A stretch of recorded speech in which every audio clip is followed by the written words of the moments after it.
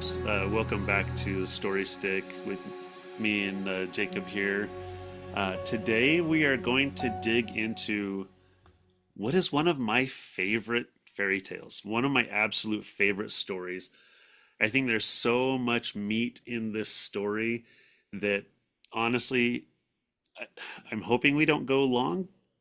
If we do, I wouldn't complain too much, but even then, I don't think we can do it justice. There's so much good stuff in this one, and that is the Brothers Grimm fairy tale in their order, number three, Our Lady's Child. So, just as we get started, a quick little summary of the story.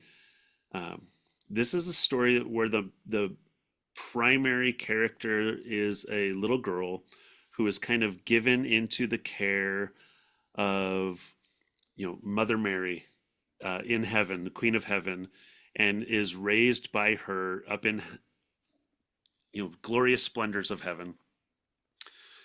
And one day when she's about 14, Mother Mary has to go on a business trip as angelic heavenly beings do from time to time. And so tells the girl, hey, here are the keys of the kingdom.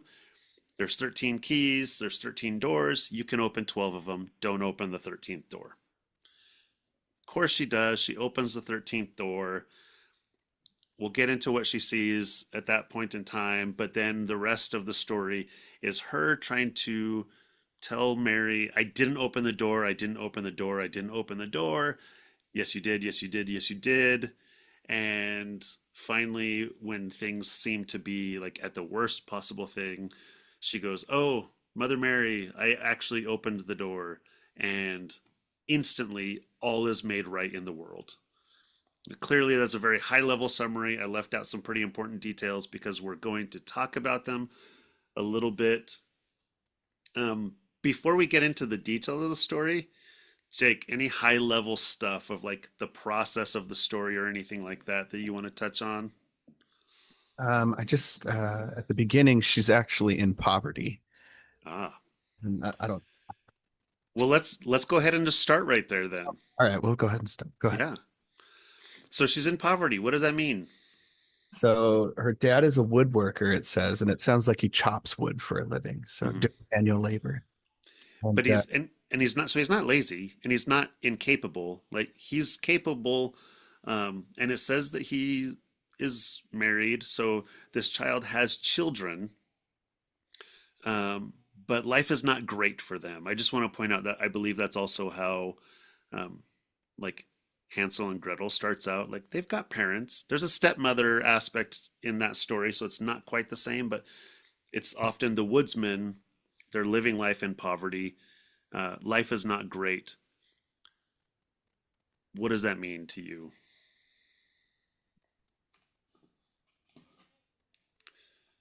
What does that mean to you? Like, why does it matter that they're in poverty? mm, I think it's kind of like a trope, I guess, right? Like they start from humble beginnings. Yeah, to me, that's kind of where it is as well. Um, Very early in the story, now this man, this woodcutter, has a woman come down from heaven, Mhm. and we're going to talk about this woman in a little bit more detail. But I just want to point out that now this woman takes the young girl away and raises her as her own. So this should be a clue to us that we're on the beginning of a hero's journey. Here's a child that's being raised as an orphan of sorts, even though it's kind of a voluntary orphanage. Um, they have parents, but the parents were not able to provide sufficiently or whatever. But if you look at any hero's journey, you know, there's some element of I don't know who my father is, I don't know who my parents are, or I've been abandoned by mother and father. There's always that at the beginning of a hero's journey story, and I think that that is part of where we're going with this. But let's talk about this lady a little bit. I was also going to say, I think it's kind of a condensed Yeah. female version of Iron John. Oh, 100%. 100%. And we'll talk about the overlap and the symbolism of Iron John, and some of the others, because there's a lot. This has a lot of similar themes. Mhm. Um, yeah, golden fingers, lost balls, things like that, Mhm. missing keys. But let's talk about this woman first. Before we got started, you're like, oh man, we're gonna have to superimpose some imagery on there, but I'm super low tech editor, so Well, let's just say that, bam, there it is. It's on the screen at some point. But if not, Tom, you can well, put I want to the woman who comes to take the child, um, identifies herself as the Virgin Mary, but he knows who she is almost instantly because when she comes down, she's wearing a crown of 12 stars, right? And so when uh, when I read that, I thought, oh, this is the woman with the crown of 12 stars, straight out of the book of Revelation. This is straight out of John's vision. Um, so you can read a little bit more about her in Revelation chapter 12, verses 1 through 6. And she births the, I can read it. Hold on. yeah, that's best. So I'm using the, what is this, Hendrickson Bible version of the NRSV that I've got right here. And it says, a great portent appeared in heaven, a woman clothed with the sun, with the moon under her feet, and on her head a crown of 12 stars. She was pregnant and was crying out in birth pangs in the agony of giving birth. Okay, so now something else happens. There's another character introduced here. Then another portent appeared in heaven, a great red dragon with 7 heads and 10 horns, and 7 diadems on his heads. His tail swept down a third of the stars of heaven and threw them to the earth. Then the dragon stood before the woman who was about to bear a child, so that he might devour her child as soon as it was born. And she gave birth to a son, a male child, who is to rule all the nations with a rod of iron. But her child was snatched away and taken to God and to his throne. And the woman fled into the wilderness, where she has a place prepared by God, so that there she can be nourished for 1,260 days, which, just according to the old 360-day calendar that they would have used, is 3.5 years. So clearly, in in our story, there's not necessarily a dragon figure, but there is this woman. She's adorned with 12 stars as the crown. She bears a child away, or in this case, in the scriptural account, a child is taken away from her up into heaven. And then she is sent off to live in this wilderness almost as a form of protection to protect her from the dragon, right? Um, but you said that this reminded you of something else. Yes, of the tarot card. Yeah, so I'm gonna see if I can get it right so you guys can see.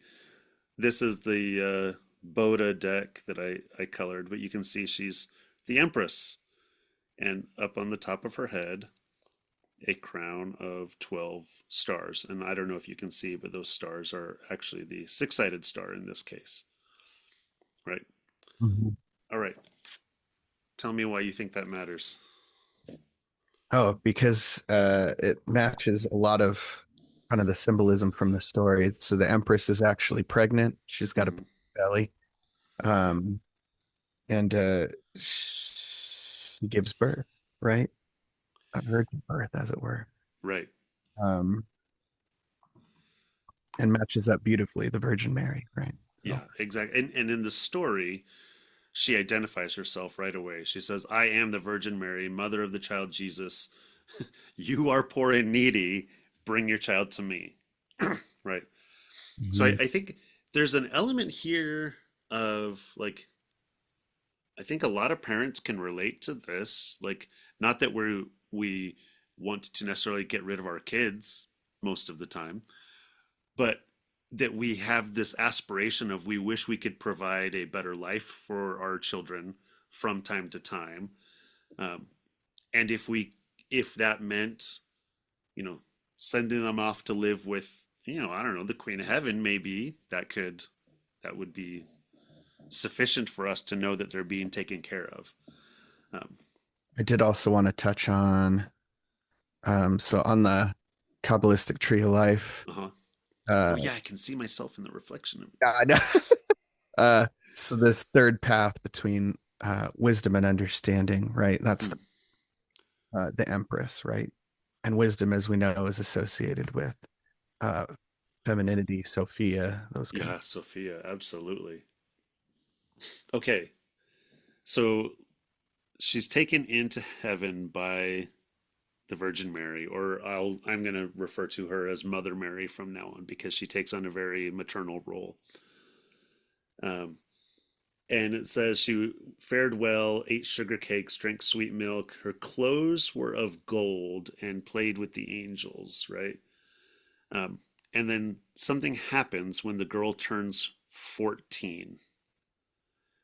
I think that this 14 here is um, probably the age that a lot of, and of course I'm gonna cite a bunch of men right now, the age that folks like Robert Bly or James Hillman would say that women tend to go through a form of natural initiation right here, or at least by the age of 14 this has taken place, and and I think that there's some psychological development that probably goes along with that here. And I think that's really the part of our story that matters is now this girl is somewhat more mature. She's not childlike anymore. She is a young woman. Um,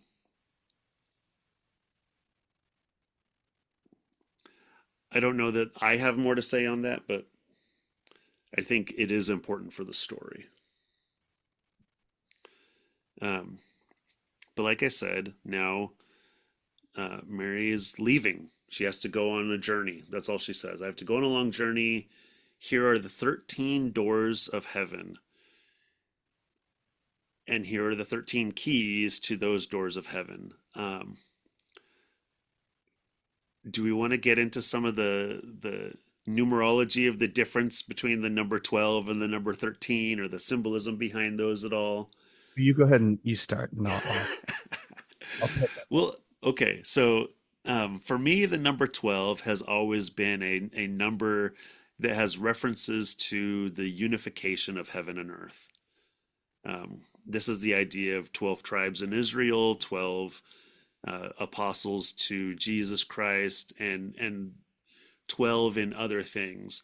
Um, I, for a while, was very big into kind of the what's called rusty compass sacred art in rusty compass geometry drawings, and the way that you square a circle using the rusty compass technique requires you to use the number 12, and that's how you're going to get from the 3 points needed to draw the circle. And you're like, 3 points? Yeah, I know. It's the way the compass works. It's easy to draw a circle and then connect 3 points on it using any given point on the circle. Um, but this is how you get from 3 to 4 is by way of 12. And so if you ever see the symbol of a square inside of a circle or a circle inside of a square, there's very often a reference to the union of heaven and earth in that place, in that location. And so to me, that's what the number 12 is often symbolic of as well, is the union of heaven and earth in this thing, or something that's like in balanced harmony between these two worlds, right? Um, and then 13 is the sudden imbalance of that perfect thing. um, Something is just off. Like it's now all of a sudden none of the math works. 13 is also a prime number. It's not divisible by anything. Um, but you can do some crazy things with it, right? So it's not a number that's not productive, it's just not reductive. Um, I don't know. It's the idea that something is slightly off in my mind, anyway. Mm. Well, so for me, 13 brought up, let me see if I can get it to Oh, death, terrifying. yes. And she tells her, don't look behind that 13th door, right? Mm. Basically, nothing good is going to come of it, right? And death is what awaits her essentially. Yeah, and actually, well, I want to jump into this a little bit. So let's jump in. She goes through, she opens the doors, she opens the 12 doors. In each of the 12 doors, she beholds one of the Lord's apostles in all their glory, choirs of angels, everything's great, awesome, fantastic. But eventually she's opened all the 12 doors, right? She's got her little, celestial advent calendar of sorts, I guess, and she's opened all the little doors. And finally there's one left and she has the key to it and she hasn't opened it. She's like, I'll just take a peek. And the cherubim or the angels are like, nope, do not do it. And so she actually, in the story, it says that she waits until they're kind of all occupied, all busy, and then she sneaks off and she does it on her own. And she opens that 13th door. And there she does find death, but not death in the way that we might think, because according to the story, and again, you can tell that this is a deeper, older story that has been very Christianized by the time the Grimms document it, right? And so, what does she see? She sees the Trinity in its full glory and splendor, um, and she can't resist touching it. She has to reach out and touch the light of the glory of the Trinity, and her finger turns golden. Now, I know, like, we were going to talk about the golden finger and the connection to Iron John, but before we do, I did also want to say too, right? If you do little gematria on 13, right, it reduces to four. okay, Or is the emperor, and she sees behind the door a god, right? Or the Trinity. right. Blazing glory, is that what it says? Let's see. In Fire and Splendor in the version that I have, but yeah, I Oh, think other versions will say Blazing Glory. fire. Okay. And we have here the ram, and that's a fire sign. Mm. Aries. So thought that was a little interesting. So as I read through this portion, hey, here's this girl that we're going to give her keys and she can unlock all of them, except there's very much going to be one key that she's not allowed to open the door. Um, this, I instantly went and grabbed my copy of Women Who Run with the Wolves. If you don't have a copy, I've got one for you here on my bookshelf. Uh, in this, Bring that here just to the general audience. oh, to you, Oh, okay. You but gave in me a general audience, if there is one, like, let me know. I've got several copies. Um, but in this book, Clarissa Pinkola Estes recounts the story of Bluebeard, and Bluebeard is very much the same kind of element in that he marries this young girl. Um, he goes away on a trip, and he says, "Hey, I'm going to be gone. Invite your family over. Like, we live in this giant castle. It's a shame for you to be here alone. By the way, here's all of my keys, except this one specific key. It opens a door. Do not open that door." Mm. And in this case, like, the girl and her sisters go open all of the doors, and then they kind of get bored. Even, it's like giant jewels, treasure, glorious paintings, all this kind of stuff. But then they open the 13th door, or in the forbidden door, right? The metaphorical 13th door. And I want to read what they find there because I think, um, while it's much of a contrast, the end result is the same, right? So it just says, without a thought, one of the sisters put the key in the door and turned it. The lock scolded, the door swung open, but it was so dark inside they could not see. Sister, sister, bring a candle. So a candle was lit and held into the room, and all three women screamed at once. For in the room was a mire of blood, and the blackened bones of corpses were flung about, and skulls were stacked in the corners like pyramids of apples. They slammed the door shut, shook the key out of the lock, and leaned against one another, gasping. Right? So it's that death card still, right? It is death. Mhm. Um, and I think that's more evidence that this is a very Christianized version of this similar story. But I want to talk about the idea of the symbol of the forbidden door. Here's a door. We don't want you to unlock it. Oh, by the way, here's the key. What's going on here? Why do we give someone the key to a door we don't want them to unlock? For emergency purposes only. Well, and also I think this is quite counter if we're comparing this to Iron John. Here's the cage that we don't want the boy to unlock. Where's the key? Oh, it's been given to the queen, Mm-hmm. right? It's been given to the queen. In this case, same thing. It's been given to this female figure. Don't unlock it. And yet, what does she do? She unlocks it. Mm-hmm. So, like in the Iron John story, like, does the queen really not want the boy to unlock the wild man? I Well, think here's the long term she wants him to, but not in the immediate, right? right.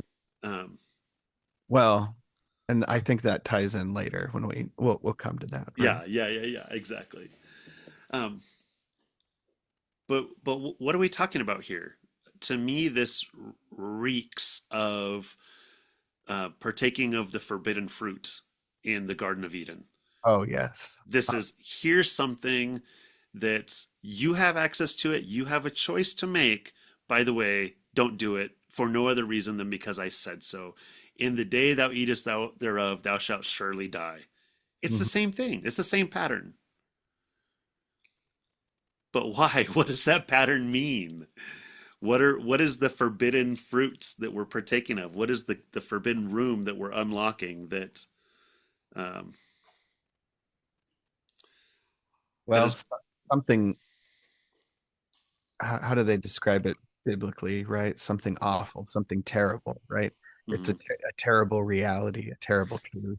Right? But just basically what that means is great or awe-inspiring. Right? It's an awe-inspiring truth. And in this particular story, she beholds the Trinity. Right? Which right. is It behind a is, locked door for a reason.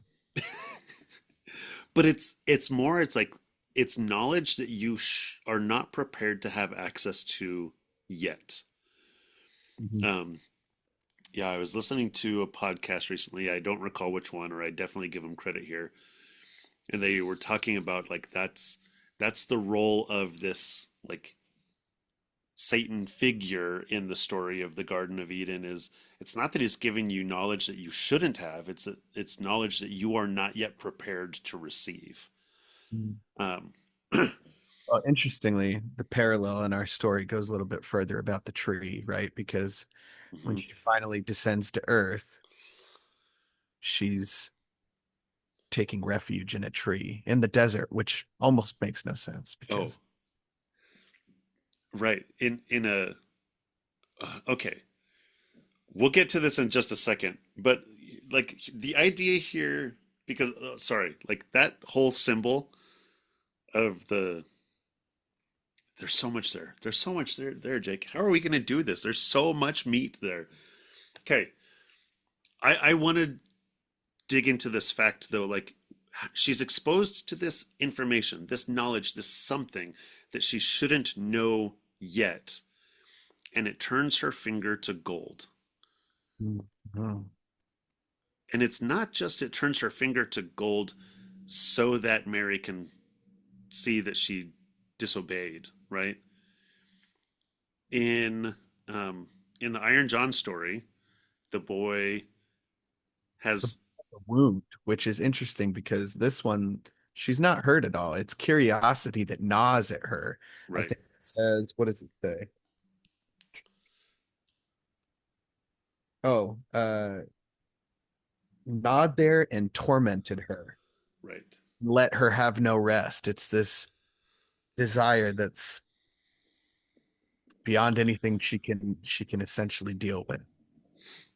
Well, and then when she does open the door, she sees the Trinity, and there it says she stayed there a while, looked at everything in amazement, then touched the light a little with her finger. Like, to me, that idea of like touching the light, Mm, like, this is not just seeing this knowledge. This is somehow experiencing this knowledge firsthand, even if it's just in a very little way.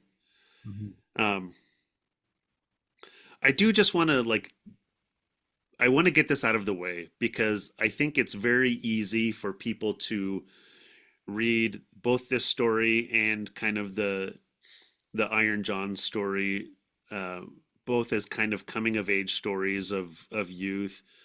Um, and I think that there is an element here of them like discovering their sexuality as individuals. But I want to be real clear that I don't think that the sin that is committed here or the wound that the boy receives in Iron John, like I don't think there's anything like overtly sexual about those. Um, but I think that in both of those cases, it's discovering kind of your who you are as a person beyond your childhood, discovering this element of sexual creativity that you have. I think it's accompanied with a psychological shift, and it's that psychological shift is what matters here more than um, any aspect of human sexuality. Again, we have Christianized this story all the day long. Um, if this were about human sexuality, they would have completely removed this story. Like, I don't remember which one off the top of my head, but one of the Grimms was very, very open. Like, we talk about these stories, like, oh, the Disneyfied version. Well, yeah, but the Grimm's version has also been Christianized and somewhat whitewashed from the older versions of the story. Okay. mhm. So I think if that were like if it were openly about human sexuality, that would have been removed already. So let's just keep that in mind that it's not, but that is a thing, right? It is Yeah. an I al- element here. I also wanted to touch on, we kind of conceptualized that she probably figured she was going to open the door at some point. Oh yeah. And That's why she was given the key. that's That's why. why she was given the fruit. Like that's it was done for that reason in my opinion. Well, I was just watching this video on Facebook. She's I think she's a Hebrew gal, and she kind of dissects the narrative of Adam and Eve, right? Okay. And the issue is not so much that they partook of the fruit, right? And there was only one tree in the garden. She says hmm Not there's two trees. not two trees, it's one tree. She talks about essentially the issue was how they approached it after the fact, right? They hid themselves, their nakedness from God, right? Right. Instead of just owning up, yes, this is what happened, being forthright about what happened. Yeah, there's this element of hiding. And actually, I know the video you're talking. I think actually she mentions hiding from each other first and hiding from God secondarily, right? That there's that element of dual deceit in here. Mhm. Um, So the issue was not so much that they partook of the fruit. That was going to happen. The issue was how they approached it afterwards. And the right, issue is really how we were approaching God. That's kind of the problem. right. And I think it's the same thing here because the very first thing um, Mary does is you opened the door, didn't you? Mm-hmm. She already knows. She already knows, right? And this is the same thing as God coming down and asking Cain, "Hey, where's your brother?"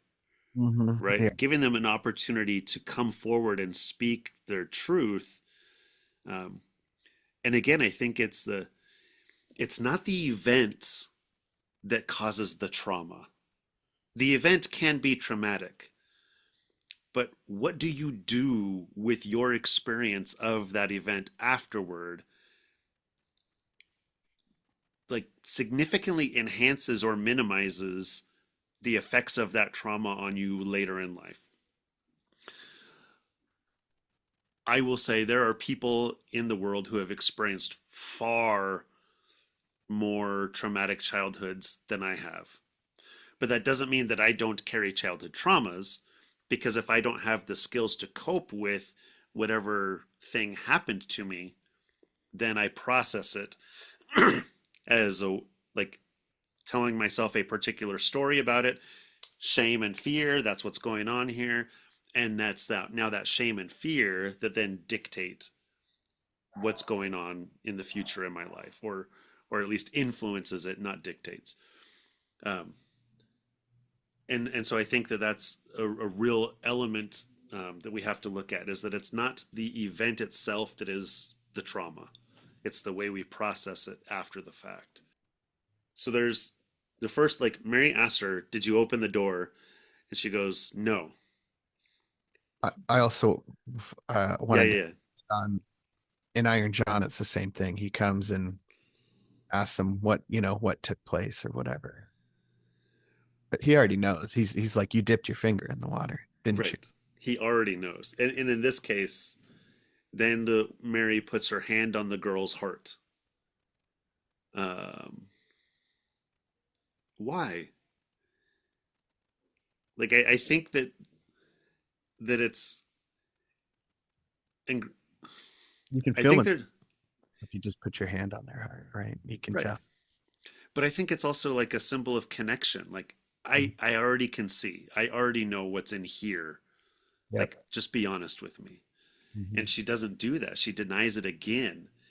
And so then it says that Mary perceived the golden finger and is like, ah, no, I know exactly what you did. And the girl denies it a third time. Okay. Now we come to the casting out of heaven. And it says the girl falls into a deep sleep. She wakes up. She's on the earth in the midst of a wilderness. Oh, I wanted to also hit on too. She denies it 3 times. Yes, denied thrice. Yes, obviously, like a big Christian reference there. Yeah, absolutely. Well, one of my favorite bands with Christian undertones, Thrice. Oh, okay, sure. Yeah, that's where it comes from. Is from Peter denying Christ thrice, right? Mhm. Okay, now we're going to describe, or now the story describes the wilderness where this woman is cast out to. Okay. And it was interesting. The first time I read this story, I had a very specific image pop into my head. And I drew it. I'm not an artist, but I drew, well, I'm not a great artist, but I drew it, um, Good catch because this is the symbol that I see, right? there. Mm-hmm. There's a circle, or rather an enclosed space, with a tree growing up in the center of it, but the tree has a hollow underneath, right? And I don't think there's any, like, superpower in the symbol, but it was the first time that I had read a story, and as I'm reading the story, saw a vision in my mind that was not just a, it wasn't just the story, like it wasn't the art or the imagery of the story. It was this other symbol that is derived from. And actually, that was the source of where I got my my Adam and Eve in the garden on Mm. this bull roar that I made, right? That's where it comes from. It comes from this story, okay? um, but there's a couple aspects of this. I think when she gets cast out, she's in this enclosed space, and I think you're very much looking at an inversion of the Garden of Eden. This is the anti Eden story, right? It's a desert. rather than the four flowing rivers. The tree is hollow, meaning the tree is dead, like it's impotent, like, or it's not. There's no energy there. There's no life energy there.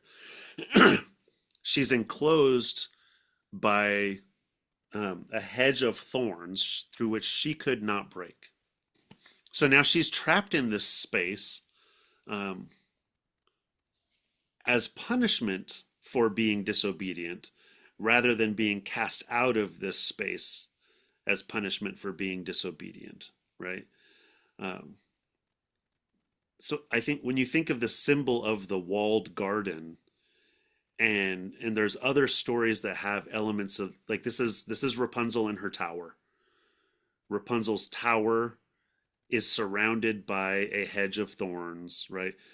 Mhm. And it's in the center of it is this very phallic symbol, but it's also a hollowed phallus. So there's no life energy there. Although some people will say that because she takes refuge in the hollow of the tree, that it's very symbolic of a womb, and that. But I think, to me, more so than saying she's in a very like feminine energy place, like they are overtly saying it's the absence of a masculine energy that is what makes it a feminine space, right? And again, she's all alone, right? So there's very clearly, like, in all of these different ways, there's no masculine energy in her, in the space in which she lives, and she has no voice. She can't speak. She just wants to cry out, and she kind of sustains herself on wild fruits and berries and things, Oh, nuts in the wintertime. mhm. But it's like just what she can scavenge. All right, jump in. Yeah, I was gonna say, so after that point, right, her clothes become torn. A significant time passes, and her long hair covers her entire body, Mm-hmm. Mm-hmm. becoming wild. And it says, thus year after year, or thus she sat year after year and felt the pain and the misery of the world. Even as she's doing that, there's a thing in here that got my attention where she talks about climbing among the leaves so that she didn't freeze in the wintertime. And as Mm, soon as I read that, I was reminded of a lecture series that James Hillman did called "The Alchemy of Psychology." You could find it on YouTube. I think I listened to it on some streaming audio service. But in there, he talks about different kinds of heat, different kinds of earthiness, different kinds of wetness.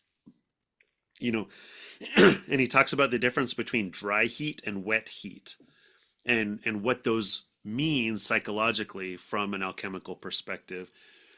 And so here in the pile of leaves rotting through the summer or rotting through the winter, they're wet, they're damp, they're earthy, they're musty, but they produce heat. And he talks about this as the vante equinus, the horse's stomach. It's the digestive composting energy that is there, but it's a hot energy. It's not cold, but it's also not dry. It's hot and wet. And the kind of earthy transformation that brings about, again, I think it is pain, it is misery, but it's also not purely destructive. It's the composting leaves, the hotness, the wetness of them is what then nourishes the soil underneath and then brings life the subsequent season. As winter fades and spring shows up, it's that heat and wet, earthy transformation that then replenishes the soil and brings life back. So it might seem like a little detail, but I think it's actually really important to the story here. mhm. But yeah, she's feeling the pain and the misery of the world in the meantime, right? And then what happens? Well, I wanted to say real quick, Yeah, yeah, yeah. kind of the equivalent of the ashes work, right? And Oh yeah. I, Well, and notice for Iron John, he has to go into the sorry, I just like reread or re-listened to most of this book in the last 2 weeks. He has to go into the kitchen, right? It's hot, but it's also not a dry place. It's hot and wet. Um, while the fires of the kitchen themselves are hot and dry, there are other elements that bring the wetness to it. And it is that ashes work that you talked about that is going down, same way she goes down into the hole in the bottom of the tree to do this work. Um, what does that work look like in real life, Jake? This is something I'm still trying to figure out. mm, grieving, I think, for most people, right? How she sits and she grieves and she feels Mm, gosh, I grieving and acceptance. I hate that. I love it, but I hate it because I think it brings like we want to grieve and we associate grieving with the loss of a loved one. But how often do we grieve for ourselves, grieve for the loss of what was and what is no more? Um, but then I think it also puts a positive spin on grieving, is it's the grieving that allows us actually to then grow into the future. Mm. That's no fun. How often do we do it? I think every weekday, after lunch hour ends. I was gonna say every morning when the alarm goes off and we're like, ugh. Don't worry, even people who love their jobs can relate. Okay. Did you have more on that? I don't want to move ahead too quickly. I just wanted to touch on that. All right. Um, so I think like she is rewilding herself. She's becoming a different version of who she was, which is interesting because the very thing that got her into this mess in the first place, we're gonna see she hangs on to for years. Um, but Well, sudden, like I did want to hit, I think he talks in Iron John about um, there's an event that takes place. And if it's still hurting you much later in life, it's not that the event is still hurting you, it's your memory and what you're holding on to that continues to hurt you, not the event itself. The event right, is long gone. right. It's the story that you continue to tell yourself about the event, and we saw that earlier. That's the idea that it's not the the trauma of the event that actually creates the trauma. It's how you process it after the fact, right? Mhm. And so you still haven't processed it if it's still hurting, or you've processed it in a deconstructive way. I don't know if that. Sure. Okay. We'll go with that. I did want to hit on also, interestingly, trauma. They've found that for people who have experienced intense trauma, directly after a traumatic event, if they play Oh yeah, Tetris, Tetris within 24 hours it helps the brain process that trauma. as it's putting things into their proper order and proper place, Hmm. As both like above, so visually. below. Tetris. Freaking heck, man. How could they have known the brilliance of it all? All right. Little So, stuff. Sorry. well, no, no. Let's. I just want to keep going because we still have a lot in this story that we haven't even touched on yet.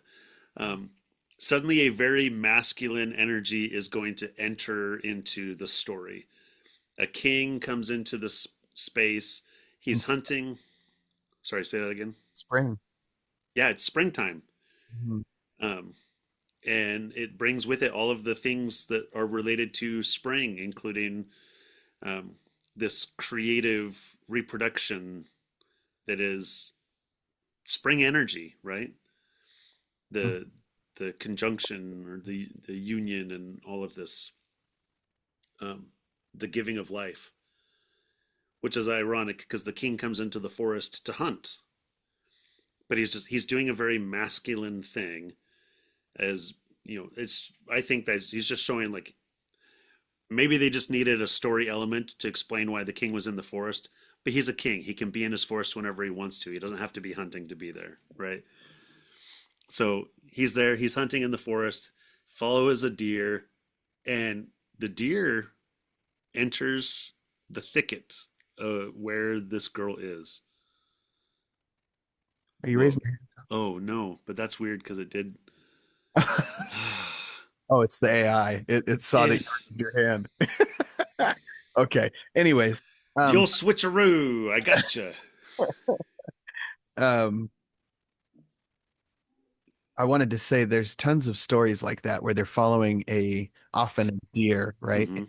to a forest, and it leads them to a plot point.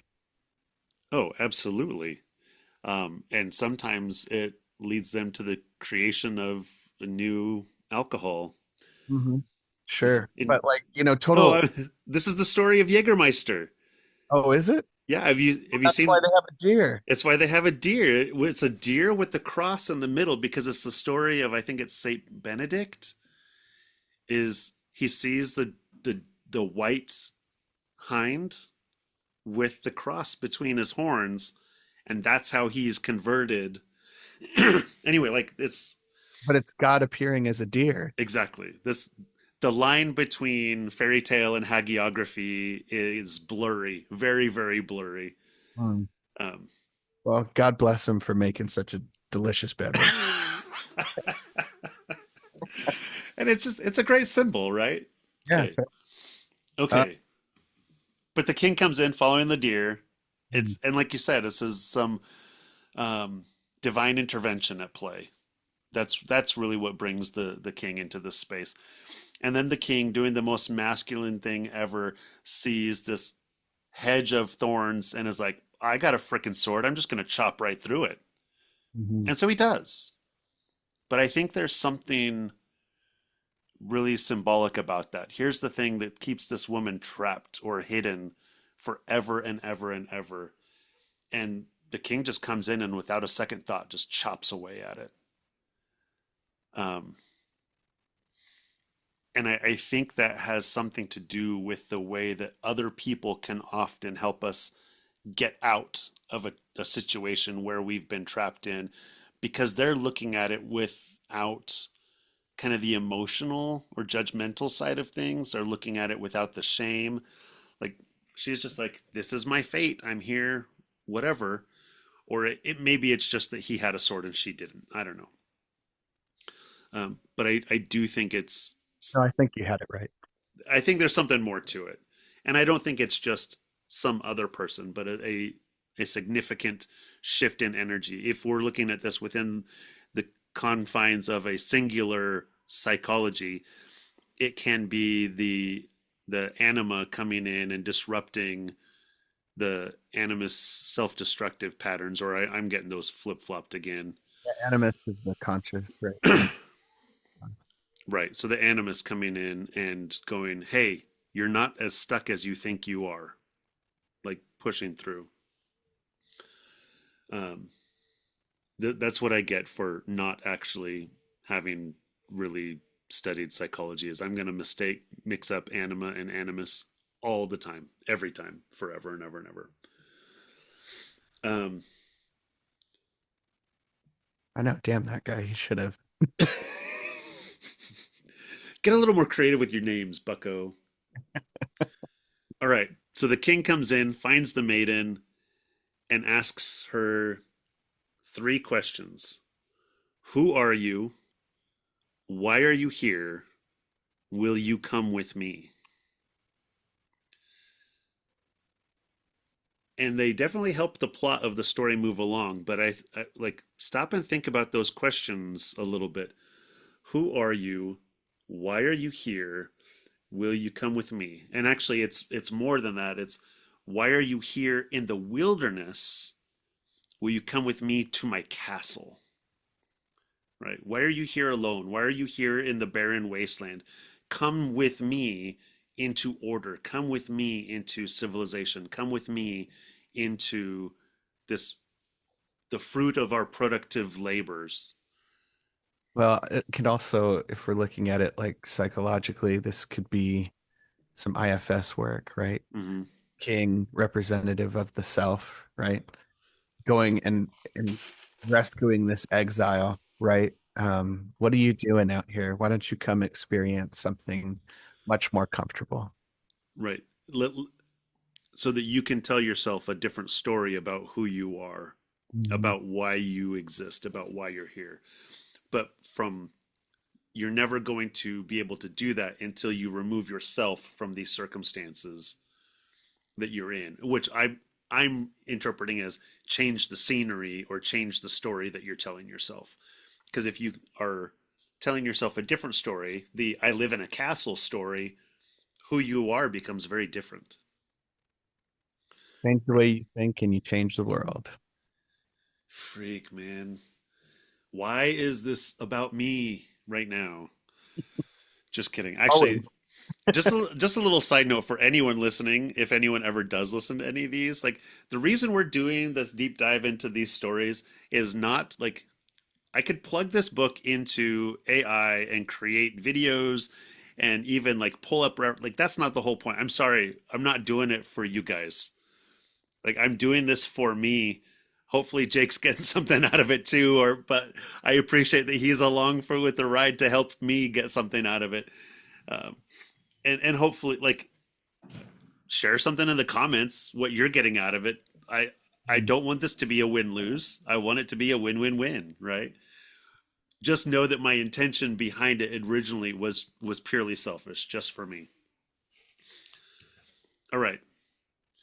King takes the woman to his castle. Um,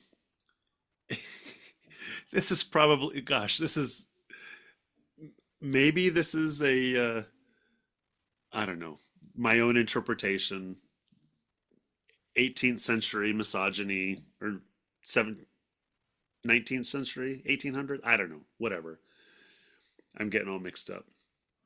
But it says, although she could not speak, she was still so beautiful and charming that he began to love her with all his heart, and it was not long before he married her. She can't talk. He has no idea who she is. So easy to fall in love with a woman if she doesn't speak. I wasn't gonna go there, but yeah, like I think that's part of the story actually. Oh, but they talk in Iron John as well about the man who falls in love with the woman across the room, right? Exactly. That Easy to do that when you see a pretty face. She must exist purely for me. She's there. I'm here. because she's the ideal until she proves herself not to be the ideal, right? Mhm. And that's similar. The better to be thought a fool than to open your mouth and remove all doubt, right? Sure. Um, I was gonna say, still kind of like IFS, right? Um, mhm, brings this part in, strips it of its old ways, and gives it a new set of clothes, right? And dresses it up how it really is, right? And then this marriage between this the self and this other part, right? It becomes part, they become unified. mhm. And we think it's healing until then she gets pregnant and says about a year after their wedding brings a child into the world. Um, and now we get another pattern of three. In fact, a pattern of three threes here, in that now Mother Mary comes to her again and says, "Oh, hey, beautiful child. Except unless you confess what you did, I'm going to take the baby away." And somehow, magically, I guess, I don't know, laws of heaven distort things. She can speak to Mother Mary, and now Mother Mary or tells her, "No, I didn't open the door." Mother Mary takes the child Well, off to heaven. it says she was still hardened or Yes. still hard, right? So still angry at the Mother Mary for casting her out, right? Oh, yeah, yeah, yeah. Well, and I was thinking of that just in the way that like she was still unwilling to acknowledge what she'd done, hard in that sense. But I think that now if there's some resentment there, like that bitterness she hangs on to, that hardness, yeah, now it's like pff, I'm not going to allow you to play these games with me. Um, So when the Mother Mary comes and takes his child off to heaven, now there's a rumor that the queen is a murderer, or even worse than a murderer, a cannibal, and that she's devouring her own children. Hmm, Saturn, right? right. Well, in this devouring mother archetype, and the idea that she's devouring her own children in order to cover up her own shame, Hmm. right? Um, A or little that that's where the story is coming from. devouring mother there. Exactly. And But she is sacrificing her children, right? And she won't just deal with the problem. right, for her own benefit. There's very much a sense of narcissism in here, even though it doesn't play into the story of narcissists much at all. That's the consequence that we see in as narcissistic tendencies play out in the real world, often sacrificing people who care, who you claim to care about, in order to preserve your own ego, right? Hmm. And that's exactly what's going on here. Interestingly, the king continues to defend her. The king protects her and defends her. Um, except the same thing happens a year later. The queen bears another son. Mary comes, confess your sins. I didn't do it. Mary takes a child. And now the townspeople are like, bro, she's a cannibal. Like, she's devouring her own children. There's no other way around it. And at this point, even some of the king's counselors are like, we got questions here. King says, nope. Both sons at That's what's that? both sons at this point. Yeah, exactly. And I think that's interesting. Third time around, she has a daughter. Hmm.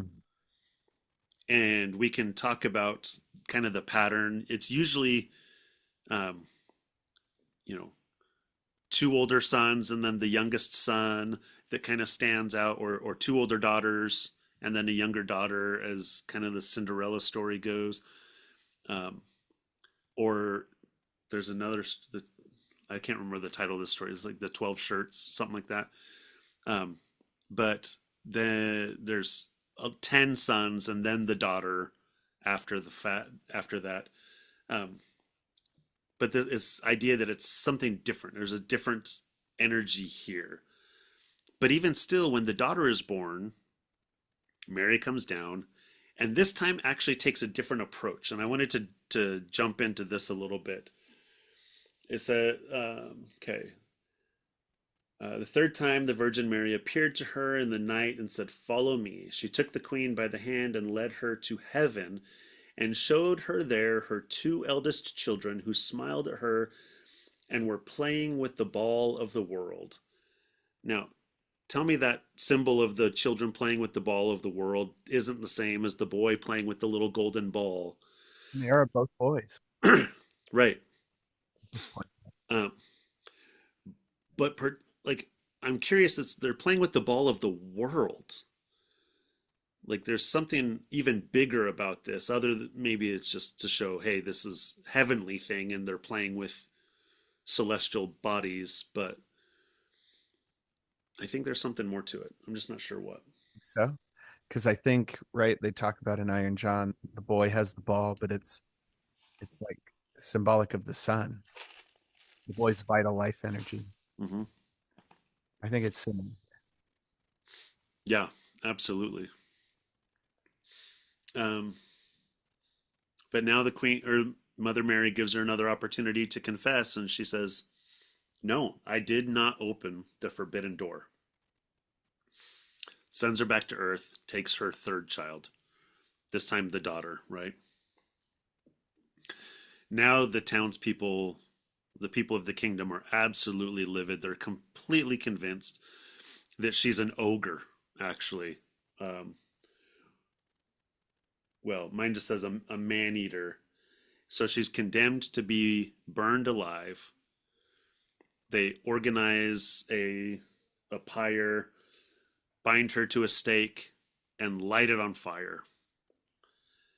And just as she's about to be destroyed, she says, it actually says, the hard ice of pride melted because of the fire that she's surrounded by, right?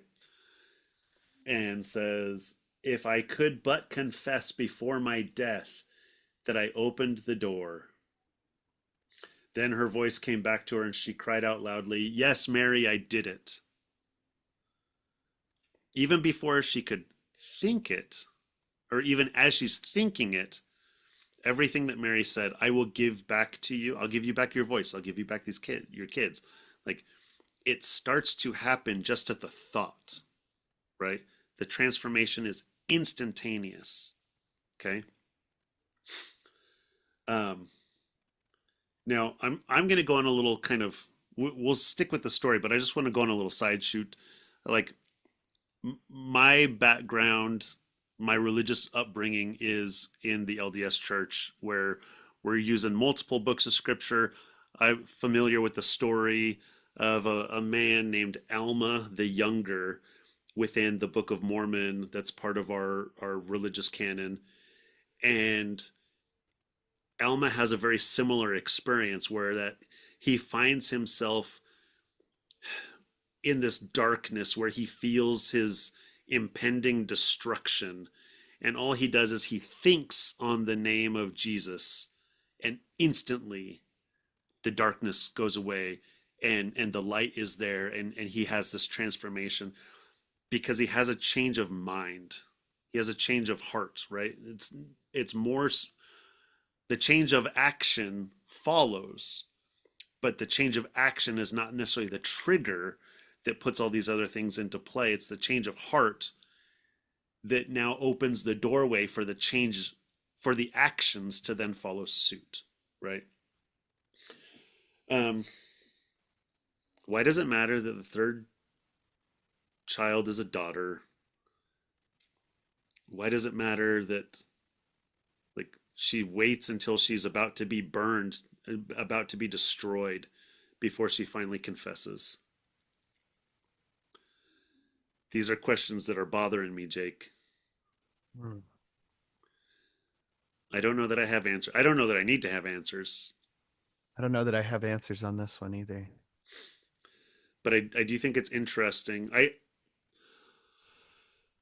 I do think that if we think of this as a kind of heroine's journey of sorts, a woman's coming of age, Iron John theme, um, that there has to be some kind of cyclical element to it. That her story can't be complete until the next generation of women is begun. Well, if we kind of think on that, then originally she denies that she did it 3 times while Mm-hmm. she's up in heaven. And then there's this sixth portion that comes, and she has a daughter this time. Kind of like a daughter is like a reflection of the mother, right? Right, right, right, exactly. Also denies it 3 times that third time. Mm-hmm. And then once, she's obviously taken away, right? And then only on the seventh time, really, this is the seventh opportunity she has to tell the truth. She Hmm. finally confesses on the seventh. The symbol of completeness there Right. at seven. And then the seven is the chariot. Oh, the mode of action, or the Well, a victory of sorts, right? It's right. its own thing. They're rolling um, through the town as a victor of battle, right? Or also, you could say cosmic consciousness, right? Yeah. Head up in the canopy of heaven, right? And With finally rising over duality. mm, mm, this yes and no, this right and wrong. It's the no. Let's come back to oneness of purpose. Mm-hmm. Interesting. I like that. A foot in Uh, both Sorry, say that again. foot in both worlds. Right. Yeah. Huh.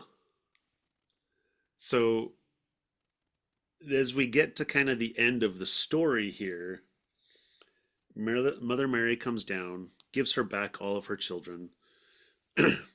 And actually, it says, "Straight away rain fell from the sky and extinguished the flames of fire. A light broke forth above her, and the Virgin Mary descended with the two little sons by her side and the newborn daughter in her arms. Um, it's interesting now that Mary comes down holding a child.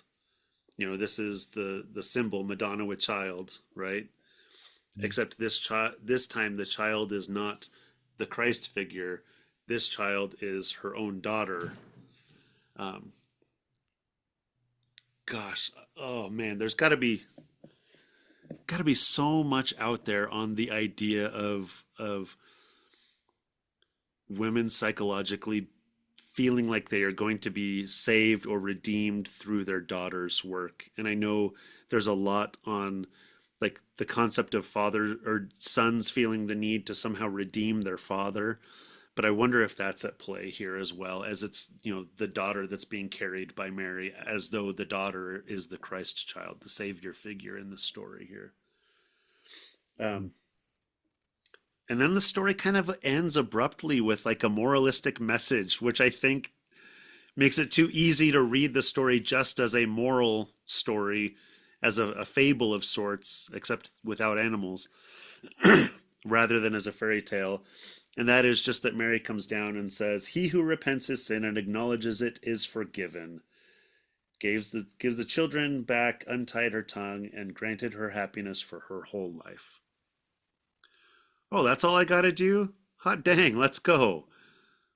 Well, I think on a certain level, yes, right? Gosh, quit calling me to repent.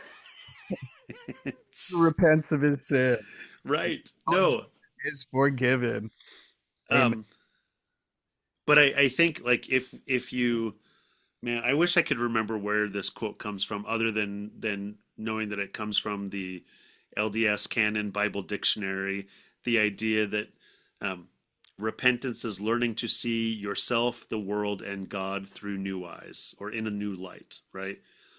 I think it's Paul who talks about the scales falling from the Oh eyes. yeah, yeah, yeah. And but the idea here is like you see the world differently. There is no duality, like you mentioned before, right? It's just oneness of purpose and moving forward in that eternal direction. Um, and so I think it's real interesting that this story ties in so neatly with kind of an inversion uh, of the Garden of Eden story, the Adam and Eve story. You have the forbidden fruit, you have the garden, or you have the expulsion from heaven, um, and then how do we restore it? Well, confess your sins, right? Confess your sins, and what am I going to give you? A kingdom and children and happiness forever and ever and ever. Uh, did we just determine that this fairy tale, is a temple text? Because I think we did. Did we? I think so. I mean, of sorts. I won't say entirely, but of sorts. I'm I okay don't. with I don't know any ancient mystery cults that were based on this story specifically. bummer. We can start our own. If anyone out there wants to start a mystery cult using this story as the beginning, like let me know. Yeah, drop him a DM and I'm not going to join your mystery cult, but I'll consult. I'll help you there. Um, think quit. any other big ideas, messages, things that we wanted to pull into this? I feel sufficient that we have mined the depths. Okay.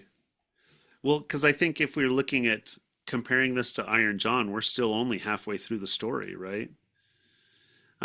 Although I guess he does face the different knights, and that could be, you know, I haven't finished the book, so I don't know if basically another story ends up being the second portion of Iron Man.